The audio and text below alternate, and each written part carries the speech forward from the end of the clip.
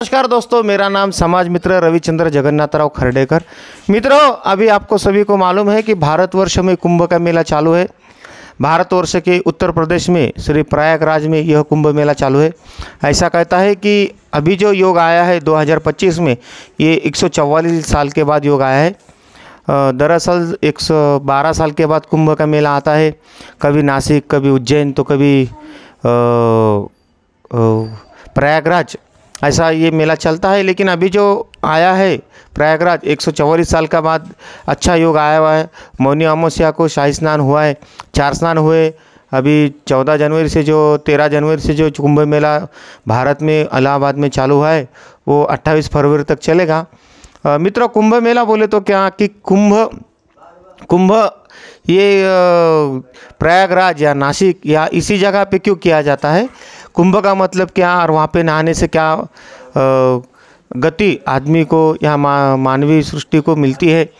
तो कुंभ इसका मतलब है कि जब देव और दानव इनमें जब युद्ध हुआ, और युद्ध होने के बाद जब समुद्र मंथन में से जो कुंभ निकला, और वो कुंभ जो अमृत निकला, और अमृत जब देव और दानव में खिंचातानी हुई, और वो कुंभ जो छलका, और वो कुंभ के जो अमृत के जो बूंद गिरे, वो बूंद जहाँ जहाँ गिरे, वो बोले तो प्रयागराज और नासिक, इंदौर जो है 4 स्थान वहाँ पे गिरे, और वहीं पे जो अमृत के बूंद गिरे, वहीं पे कुंभ का स्नान हर 12 वर्षों को किया जाता है।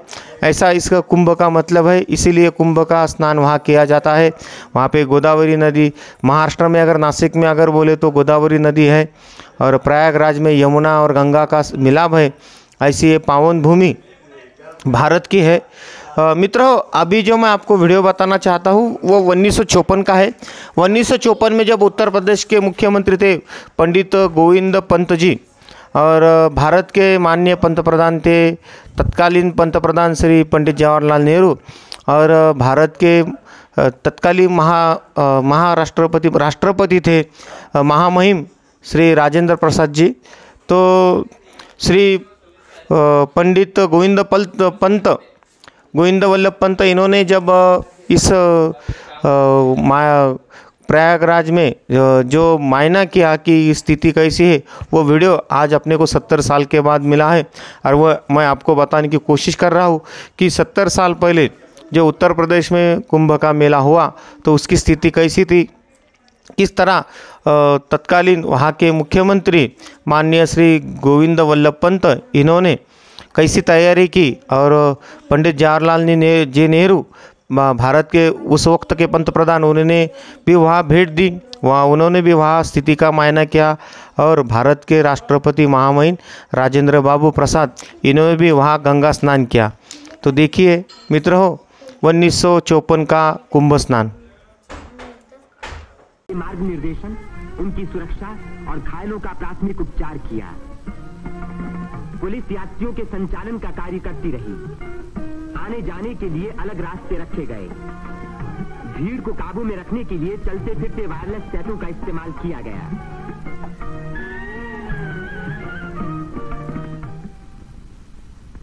भूले भटके लोगों को खोज निकालने और उनको उनके घर वालों तक पहुंचाने का खास इंतजाम किया गया।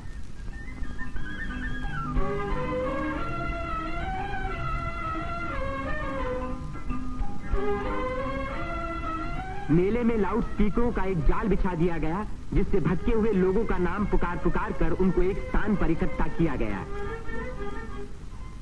मेले के आरंभ होते ही उत्तर प्रदेश के मुख्यमंत्री पंडित गोविंद वल्लभ पंत ने मेले के बंदोबस्त का मुआयना किया। इस तीर्थ स्थान पर जमा हुए लाखों मेहमानों के सुख सुविधा की उन्हें बड़ी चिंता थी। उन्होंने नाव पर सवार होकर घाटों का निरीक्षण किया।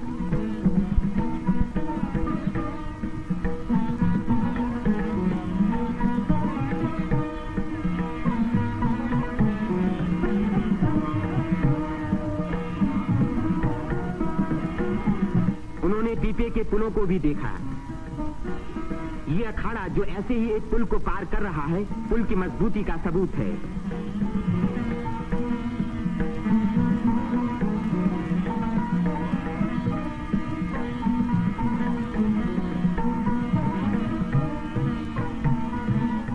हमारे प्रधानमंत्री पंडित जवाहरलाल नेहरू ने भी मेले के इंतजाम का निरीक्षण किया।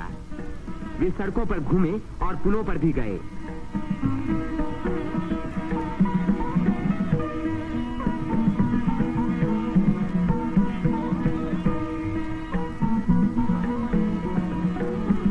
उन्होंने अन्य स्थानों को भी देखा भाला।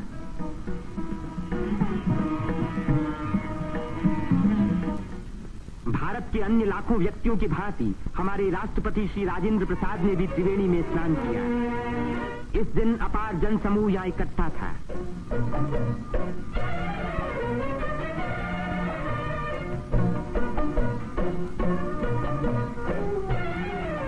हर घाट पर लोगों की भीड़ स्नान कर रही थी। उसमें नया जोश था और नई उम्मीदें थीं।